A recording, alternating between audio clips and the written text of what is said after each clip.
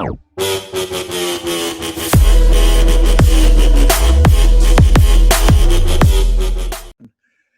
everybody, welcome to Cake Burger. My name is Steve. And I'm Mike. And before we get right into it, I just want to remind you guys to like and subscribe. Thanks for viewing our channel. There's plenty more videos on here to enjoy, to consume, and really just fawn over. Or just look and scowl at and say, I can't believe these guys are like doing this. Like, don't they have lives? Don't they have lives? What are they doing? But either way, make sure you subscribe. Well, we do, but we take time from our busy schedule so that you guys can hate us. So it's so busy. I mean, all love us, you know. In these uncertain times, I mean, like, you know, everybody's run. It's chaos. It's chaos. It's the purge. Is what it is. But anyway, guys, with that aside, let's get right into it with the news. Every Tuesday, we do the news for you guys, a little weekend news wrap up from the week before and the weekend before, involving comic books and comic book movies and all things nerdy and video games and all the things you like and the reason why you're subscribing. The sad news is not really much happened this weekend, really. Kind of crickets this weekend. Only one really kind of thing kind of jumped out at me pretty much was basically the Hawkman casting. I can't think of the casting guy's name. I'm gonna butcher his name. Oh, you have his name written down? Yeah. Let's see if you can get to it first. Aldis Hodge. You beat me. The one thing I remember him most from of recent events is City on the Hill, which takes place in our fine, great city of Boston, and Turn, Washington Spies. And what else was he in? I do remember Turn. I remember that was on AMC, I think. Yep, Leverage, Underground, Straight Outta Compton, Jack Reacher, Never Go Back. How is he? I mean, I think he's a great actor. I think he might be a great fit for this role. I know all these old school, angry, old white dudes, so to speak, are getting all up and heave about this. Really, I didn't see any backlash. I'm sure there is some of those hardcore Carter Hall fans. Yeah, and like realistically thinking, guys, come on, like there's an Egypt, right? Yes, and you know, there's not a lot of white people around then, So I mean, that was a reincarnated Egyptian god as a tall, brown-haired white guy. Kind of a mistake from the get-go, I think, as far as DC goes. Do you happen to know if this guy's Egyptian or not? Or I'm not sure, honestly. It'd be kind of cool if he was. I mean, excuse my ignorance. I mean, guys, listeners, I just thought he was African American, and he's a great actor. I loved him in Turn. He's great, and I love him in City on the Hill. Those are the only two shows I think I've seen him. I've maybe seen something else of him. I'm not sure. It might have been a movie, but from the two shows that I saw, I absolutely love his performance. He's a great actor. I've heard of Turn. I've never seen any of those things though. But honestly, that's kind of good for me because I like unknowns. I like it when my favorite things are when something comes out of nowhere and something I haven't seen before and kind of like really takes me by surprise. As far as the casting, this guy's handpicked by Dwayne "The Rock" Johnson. He kind of I on Instagram. I don't know about Twitter, but he kind of put his whole conversation with him when he left a message on him as far as casting him in the role. Which is kind of cool. It kind of seems like The Rock's kind of taking ownership of this Black Adam movie. Someone has to if it wants to get made. Yeah, I know, seriously. Well, he even talked during DC Fandom how this is like a 10-year process trying to get this movie made. Like trying to find the right time. I can't wait. I mean, you know what? It kind of reminds me a lot of the Fast and the Furious movies where you had this melting pot of a cast, this really diverse cast. And it seems like The Rock's kind of the same way. In recent years anyway, he's been kind of pushing for that Pacific and more like diverse, characters and to be represented inside his films. The Fast and the Furious movies do it really well. And it's not like pandering or like in your face. It's kind of just like, this is like the world we live in. And this is, it's realistic, and honestly, I'm looking forward to see how Black Adam turns out. Obviously, Dwayne, I call him Dwayne. We have that kind of relationship ever since I was a caretaker during his COVID times. But he seems really passionate about the project. I can't wait. I'm pretty sure Superman is going to make Henry Cavill is going to make a cameo in this. I know JSA is going to be in it. I believe it's going to be the retro JSA or the old school, the original JSA. Yeah, that's right. Yep. And honestly, I hope that leads to a JSA movie with Mr. Terrific and the whole kit and caboodle. Oh, Dr. Fate's supposed to be in it also. Yeah, that's right. Yeah.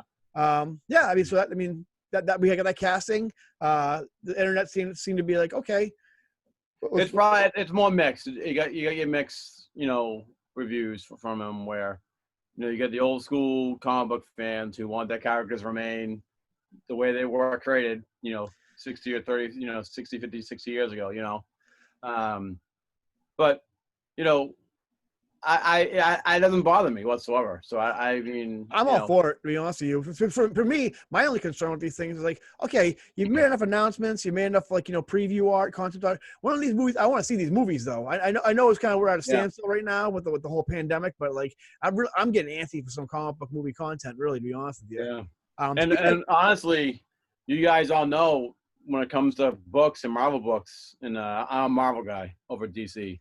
Well, that's kind of segue. Nice little transition. But go ahead. But for me, lately, I've been more excited about the DC movies, the news on it. We've been getting squat from Marvel. We talked about the Scarlet Witch WandaVision last week. Yeah, I'm excited about that. I am overexcited about the Falcon Winter Soldier one, but after that, there's not much I'm really looking forward to. I mean, honestly, Spider-Man 3. But, I'm excited for all. I mean, honestly, I always say I prefer DC over Marvel only because I think I think too much of either one isn't good. You kind of need to go back and forth a little bit of column A and column B. But honestly, it seems pretty exciting because it almost seems like DC's kind of like we're not competing anymore. It's exciting because they kind of seem like they're on level playing ground, where it's like they're both gonna be putting out quality. They're not gonna try to emulate the other one, which they never should have in the first place. On quality, and build your universe that way. Speaking of transition to that, speaking of Marvel movies, we I guess since Flashpoint, the announcements of the all the Batmen and possibly every Batman that's ever existed and maybe a Nicolas Cage Superman inside the movie. Now the multiverse has become like the whole the goose that laid hopefully the goose that laid the golden egg for these studios as far as DC and Kevin Feige go. Feige apparently there's heavy rumors right now that Doctor Strange, which is called Multiverse of Madness, I believe, which they really want to beat each other to kind of optimizing the multiverse concept in the best way possible. Obviously, it's a little tough for Marvel because they've only had their one iteration, but from what I hear, they want to do. Not just castings as far as Spider-Man goes, but try to get Tobey Maguire, Andrew Garfield into those movies, which would also kind of be fitting seeing as though Sam Raimi's directing the movie. But also they want to get casting that never was. We've heard stories of John Krasinski supposed to be playing Captain America, and so Chris Evans took over the role. And the big one is Marvel was really trying to get Tom Cruise to play an alternate version of Iron Man.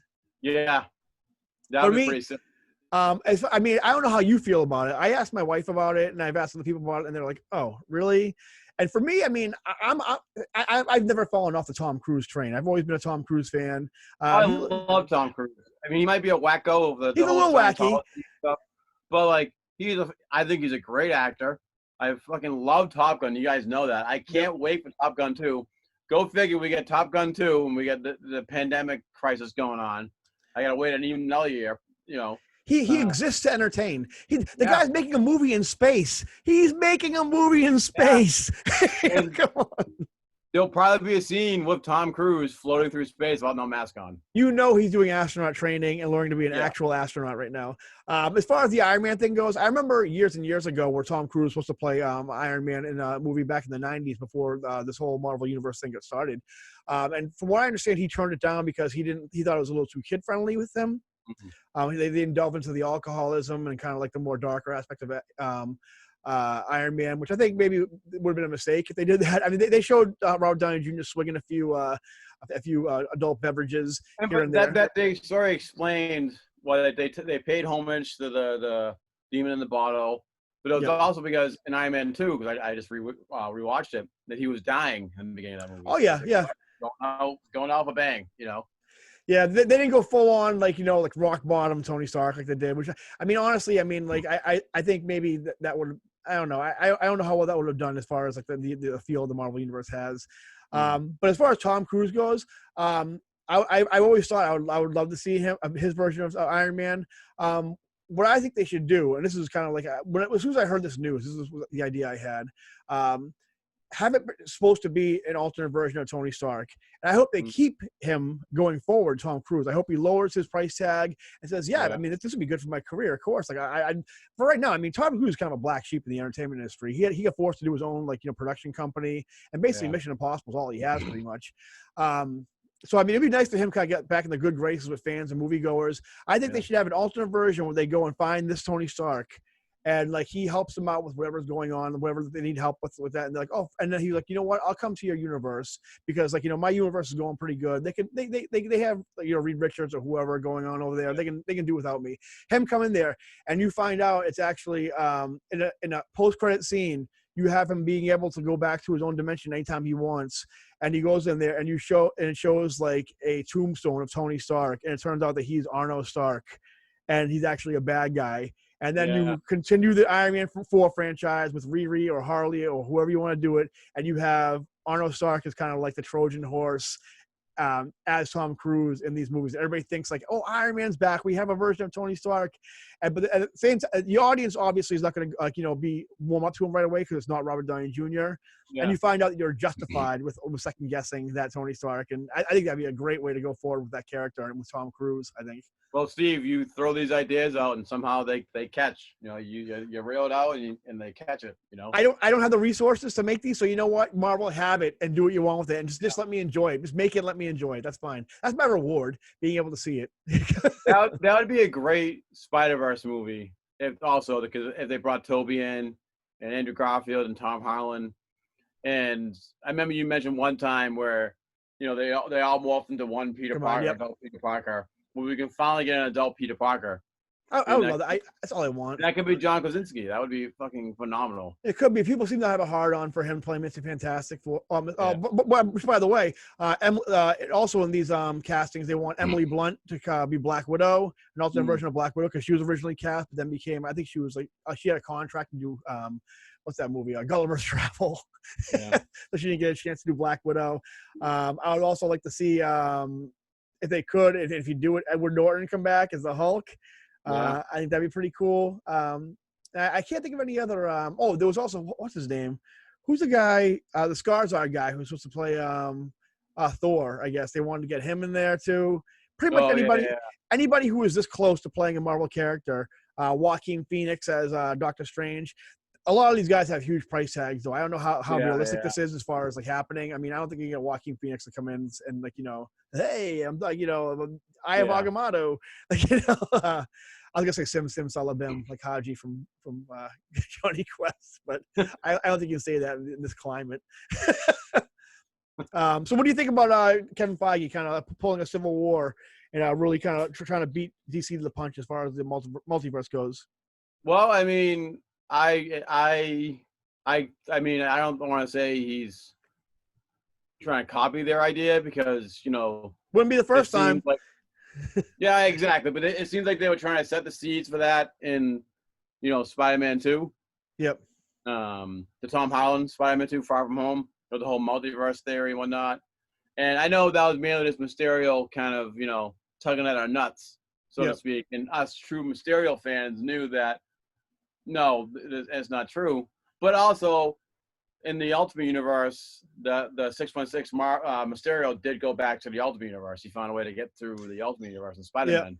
So, I mean, I think if they can get to it quick, I don't care who gets to it quick. I don't care who does it better.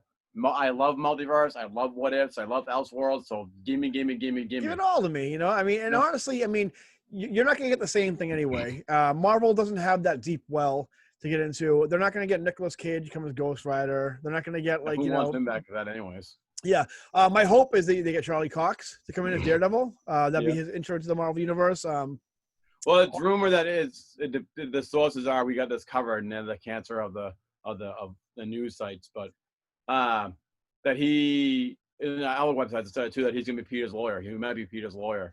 That'd be cool. But he won't be there as Daredevil, just as Matt Murdock. Him, I don't care. Just give me Charlie Cox. Him or Jennifer Walters as Peter Parker's lawyer. That's all good with me. I also heard too they want to get Hugh Jackman. No fucking way is he coming back. Guys, Hugh Jackman is done as Wolverine. We all loved him as Wolverine, but Let him. You know what you're talking about? Letting Tony Stark rest. Let Hugh Jackman rest. Like he's too old to be doing that kind of thing. You can do Old Man Logan, but I don't want Old Man Logan. And we already had that with Logan, so we don't really need to do that again. He had a perfect send off. Just let the horse die.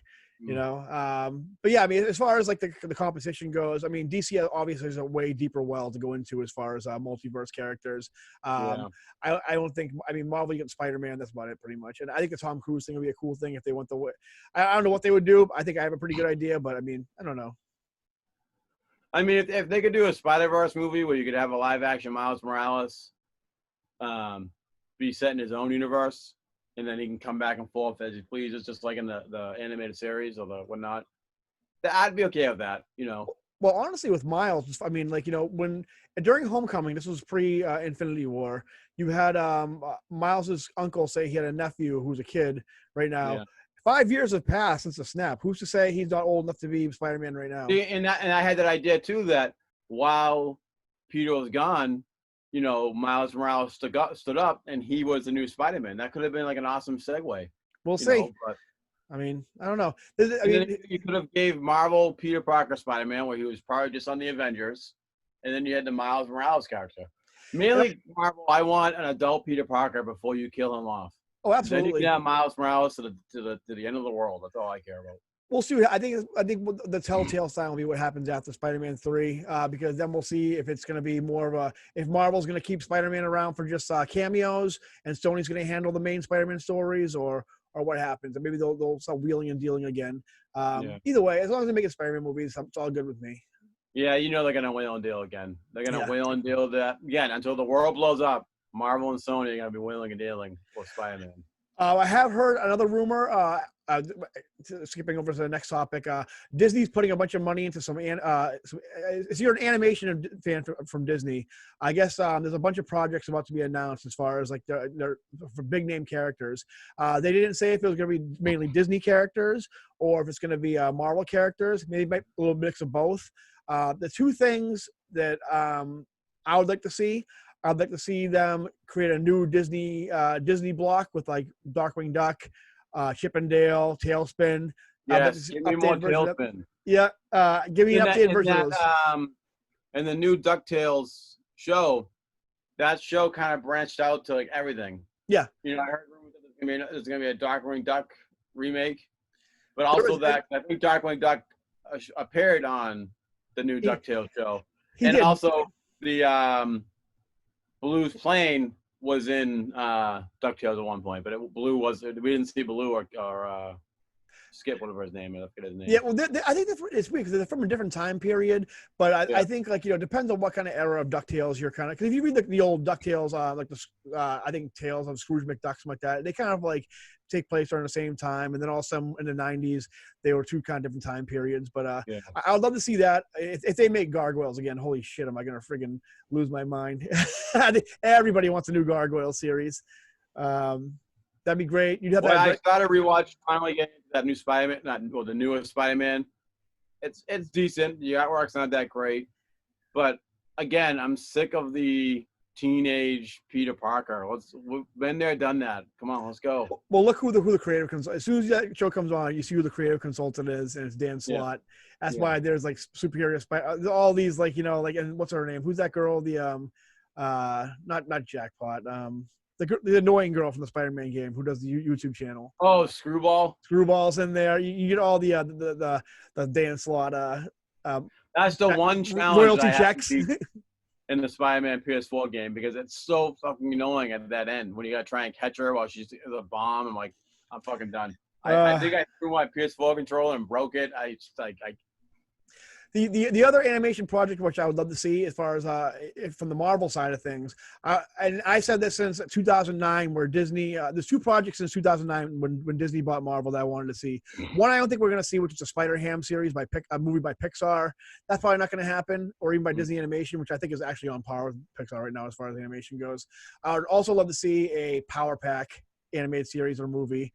Give me a Power Pack animated movie or just holy shit, you're convincing me. Well, why are you not making this, Marvel? Out of why are you making Big Hero 6 before you're making Power Pack? It doesn't make sense to me. Well, the one thing from Disney Plus I'm really not looking forward to of everything they're doing is the What If. I know I just said previously I'm a big What If fan, but it's going to be a What If on the MCU universe. Yeah. And somehow it might tie into it might be somewhat connected to the MCU and whatnot. I'm like, that's I'm with you with that. I'd rather have like them do like, deep Marvel lore stuff from the comics. What if Spider-Man joined the Fantastic Four? And I think that they can get away with Spider-Man being in the What If because I think it's Marvel still owns the cartoon rights or whatnot, or even the Fantastic Four, they own the rights to the cartoon rights. It's their IPs are all over the place. There's that I'm not a fan of. I'm also the anime. I am not a fan of that style of animation. I hate it. It's like that cell shading. They do that the new Star Wars show. I think Star Wars Resistance, I think it's called. Yeah. They did with that MTV Spider-Man show. I hate that style of animation. I didn't mind it on the Spider-Man one. That show kind of got literally put on at 9 o'clock on a Friday night. Yeah, but watching TV except me. But fuck that style, man. They keep on pushing it. No one likes it, and it never lasts. Stop doing it. I know it's probably super cheap, is what it is. Well, I thought it was just for the Captain America one, but it seems like if they're going to be every single episode. So the only thing I'm looking forward to that is Jeffrey Wright as the Watcher. I think that's pretty good casting. I like that. Mm-hmm. But yeah, I mean, as far as like animation, they haven't really made any formal announcement. It's just kind of just rumblings right now. We'll see when that announcement happens. We can kind of delve into it more when they make some kind of announcements. I had one other kind of thing that kind of went in the news over the weekend. That's really kind of a dud story, but like, it's a puff piece. I have another one too, but I'll mention it if we have time. Is Gerry Conway, my second favorite Spider-Man writer of all time. John Romita. That's what I had in his book. It's Gil Kane and John Romita. I love Gerry Conway's great. He wrote this little think piece, I guess, about how he would save the comic industry, or what he would do with the comic industry, I guess, if he were in charge of everything. And basically what he did was say, like, since the 70s, comics have been doing the wrong thing. How they've a lot of creators and writers and have made comics comics were made for kids. And they've kind of made it so it's not. They've made it so that for adults, which was a mistake to make. He said one time he was a fan. He talked to I forget Shelley something, one of the editors of DC, the big time editor in chief of DC back in the Silver Age, and he had these ideas. And the guy asked him how old he was. He goes, 14. And he said, "You're not in my age bracket," and walked away from him during one of those DC tours, I guess. And basically what he said was what Gerry said anyway was that comics should be made for kids. If he was in charge, he would cancel every single title, like every single superhero title from Marvel and DC, and he would make them the main titles, the monthly titles, even if they were monthly or they were just anthology titles for kids ages I think he said ages like 6 to 13 or 6 to 14, something like that. And then he would that age bracket. And then he would create a separate line for almost like not a black label, but a separate line that was not even monthly. It was like, a trade paperback for like, quarterly for adults, as far as like Superman goes, Batman goes, Spider-Man goes. Those would be for the adults. And everything else, he would kind of start from scratch and be like a kid's line. And he would really push to have comics back in grocery stores and drug Walmart's, Targets, that kind of thing, which honestly I think is a pretty good idea. But how many kids really read comics like we were when we were kids? Well, my son, I mean, it's not comics so much, but manga. My son consumes manga by like the volumes. Like every day, he's like, I finish another manga every single day. He just like pisses through it. I think we talked about this before. We were talking about DC. The minute you outpriced a candy bar for comics, you immediately got rid of a huge part of your audience right there. Yeah. A parent, we said this before, a parent's not going to spend $4, $5 on a fraction of a 12-part story that only has like 18 pages minus ads. Yeah, especially when you're not really getting a full story in that story. Yeah. Unless you're reading Turtles or Power Rangers, you're not getting a full story anymore. No, not as much as I love Batman. In the single issue. I love Batman so much, the current run of Batman, Tinian and Jorge Jimenez Batman, but that is super compressed storytelling, which, like, honestly, the story could have been told in like 3 issues. And then, but and that's a bigger problem. We can kind of address in another video as far as like the decompressed storytelling and where it started and why it exists.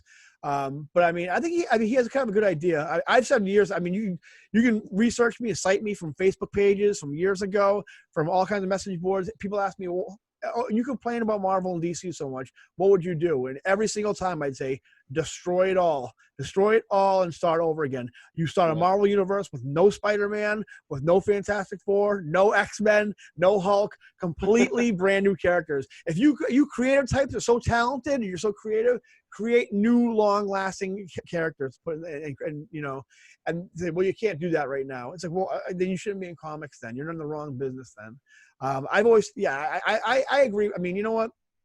I mean, it might be a little extreme. Maybe it wouldn't pay off in today's market. Maybe it's too late to be doing something like that. Maybe comics heyday is over. I don't know. But I think he has some good points. I kind of agree and kind of disagree. I don't know. What do you think, Mike? Well, again, let me get to Amazing Spider-Man 1000. Yeah.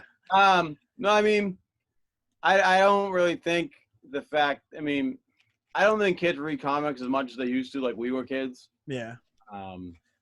I think, you know, definitely, I wouldn't cancel everything. I would definitely streamline it. You have two different type of people who read comic books.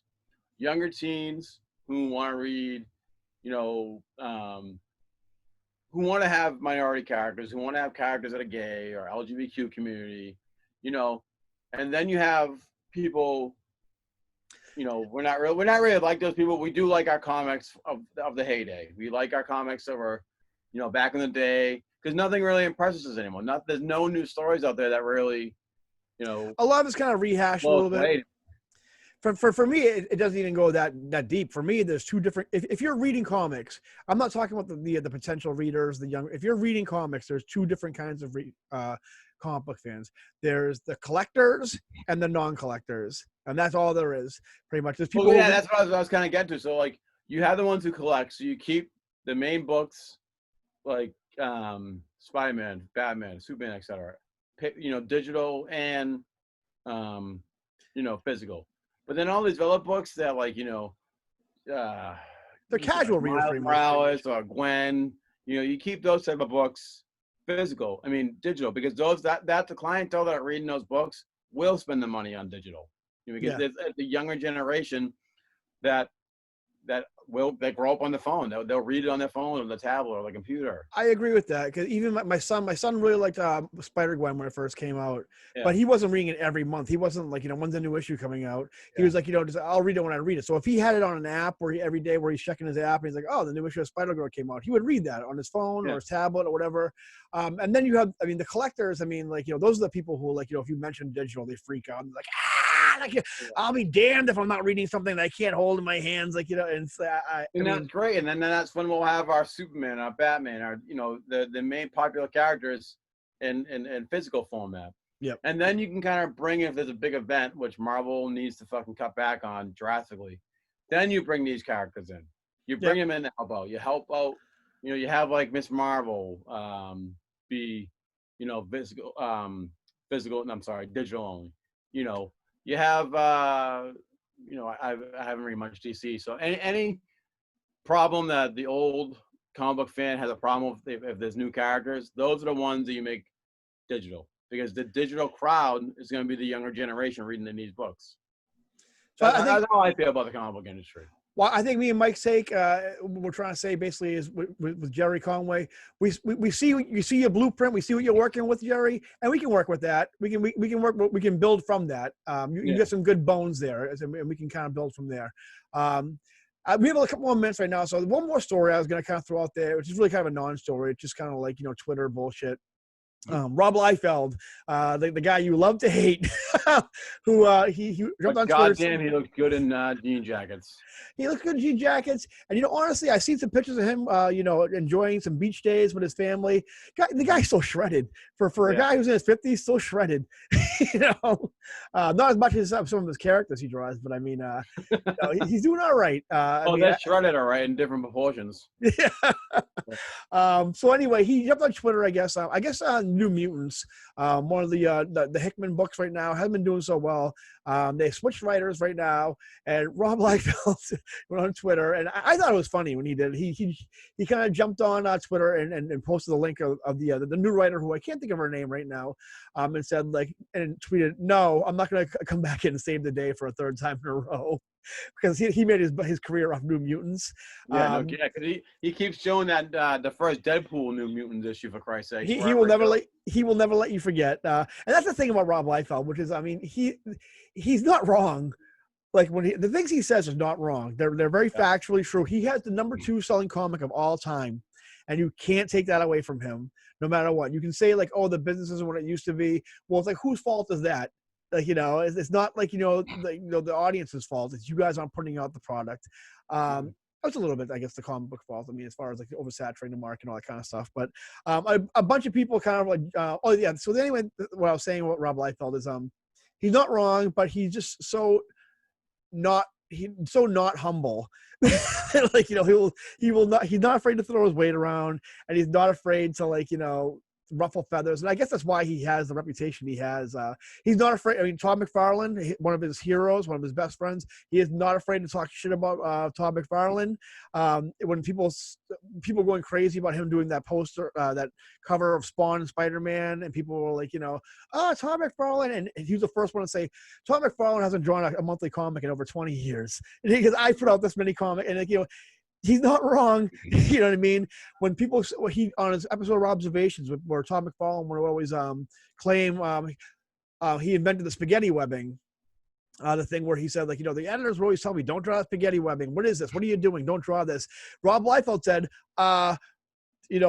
Michael Golden was drawing the spaghetti webbing 7 years before Todd McFarlane even touched a pencil on Spider-Man. So Todd McFarlane did not create spaghetti webbing. And, I don't know how Todd McFarlane takes that. There's really no clapback as far as that, but he's not afraid to call bullshit on people. And basically that's what he's doing on the X-Men titles. He's been very vocal how he thinks the X-Men books have not been the same standard that they were in the late 80s and 90s. Which I mean, I kind of agree with that a little bit. I'm inclined to agree with him, yeah. Yeah. I haven't been too impressed with Hickman's X-Men run. I know people love it, and that's okay. I respect that. But it's too long-winded, his X-Men storyline. And the fact that nobody can die and they get cloned to come back, it's just like, it's like it seems like he really liked the Spider-Geddon storyline where the Inheritors kept getting cloned again or whatnot. I mean, I don't think there's so much X-Men. If you say the Hickman X-Men era kind of sucks, people will jump down your throat right now. Yeah. I don't think there's so much X-Men fans as much as they are Hickman stands. Pretty much, where I mean, granted, I mean, I guess I read his Fantastic Four run. Fantastic Four's run pretty good. I never finished his Avengers I didn't mind run. His Fantastic Four run. It was pretty good. It didn't seem that long-winded where if you listen to this show, you would be kind of lost out. Yeah, but the guy's not infallible as far as a writer goes. I mean, he can write some duds. I started off pretty strong with the House of X and Powers of 10, but I kind of fell off. But I mean, and Liefeld, he's been posting. And there's too many X books too that stay connected. I mean, the new X-Men story that's coming out it reminds me of the Maximum Carnage storyline now. It's like a multi-part Spider-Man story throughout all the 4 Spider-Man books, 5 Spider-Man books. And how many X-Men books do you have now? Yeah, it was kind of the same thing when Liefeld was there too. I mean, there was a ton of X-Men books, especially when they left, and then it became the post-image X-Men. Mm-hmm.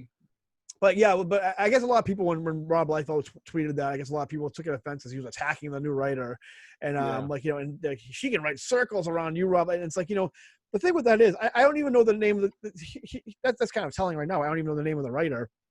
The thing is, she doesn't sell books, and whether you love him or hate him, Rob Liefeld sells books. Yeah. That Major X, which was bullshit and stupid, sold just as much as House of X and Powers of 10, if not more. And Rob Liefeld's Snake Eyes Dead Game, this came from IDW, which I read, and it's kind of this typical Rob Liefeld, sold huge. I mean, the guy still sells books. Yeah, he's an asshole. Of course he's an asshole. And I've gotten between him and Dan Slott, I've gotten to so many, this horrible, not name calling, but really heated debates with those, which I'm amazed neither one of them has blocked me yet on social media. But yeah, I mean, like, I don't know. I'm kind of inclined to agree with him as far as the quality. I think right now it kind of seems like Hickman's getting that Grant Morrison treatment where he has no editor, and I think he needs somebody to kind of reel him in. Hopefully, this Swords of 10. I read the first issue. I'm not really impressed, but maybe it'll kind of get back on track. But I think after this, it's kind of time to reevaluate the whole X-Men franchise again. I mean, I always liked how there were just 2 X-Men teams. One X-Men team that had a blue and gold members, blue and gold. Or even before that, they tried doing that in the early 2000s. You know, those 2 teams. And I actually like that. I won't get into it, but I actually kind of liked the X-Men Blue, the young X-Men. And I didn't mind that mainly because my favorite artist was drawing the book. They let him do something else other than Spider-Man or Venom. So. I Mark Bagley. Yeah, okay. And then they quickly get him off the X-Men books. You know, I mean, maybe you can have the 2 X-Men teams, and then you can have an X-Force. You know, and that's it. You know? I think you can make fun of Rob Liefeld for not being able to draw feet or like whatever, or like the anatomy. When all is said and done, though, X-Men #1 by Jim Lee and X-Force by Rob Liefeld, #1 and 2 best-selling comics of all time and have never been dethroned. So you can't argue with X-Men being more popular back when his ideas for X-Men is what connects with the audience. And I can tell you right now, being a kid back in the 90s, I ate all that. I was a huge X-Men fan back in the 90s. So you can say that's not what kids like and it's dated, whatever. Bullshit. I was there and those books were lit. Yeah, I used to love collecting the Wolverine book, the X-Men book, and then we had the X-Men cartoon. We had the great X-Men game on Sega and whatnot, and it was a great time to be an X-Men fan back then. He's kind of he's like Limp Bizkit pretty much. He doesn't age very well, but he's what we needed at the time. Yeah, exactly. And then, I am limping with a biscuit. So that's pretty much all I got, Mike, as far as news goes. Kind of a meh. Yeah, wasn't a big week for news really. But we got an episode out of it, so I mean, it all worked out. And obviously, Gucci's happy. I mean, she's happy with the content. Like, good enough, guys. You'll do better next time. Yeah, but that's good enough for now. Mm-hmm. So I think that's gonna do it for us this time, guys. Again, remember to like and subscribe. Thanks for viewing, guys, and give us a thumbs up and just keep on watching and enjoy and support the things you like by supporting us. And that's gonna do it for us. If you get more thumbs up, Gucci will be here the whole time for all you dog lovers. She'll just sit here and talk. Do it for the Gooch. She doesn't have thumbs. She's like I would give thumbs up, so do it for me. Give thumbs up for her. If I knew how to work a computer, she said, I would do it. Yeah, unless you hate dogs. I mean, if you hate dogs, then you're probably a horrible human being. I'm not saying if you don't give a thumbs up, you hate dogs, but it doesn't mean you don't hate dogs. That's all I'm gonna say. But they don't like you. They don't put a thumbs up. All right, guys. We'll see you next time. All right. See you guys later. Bye-bye. Bye.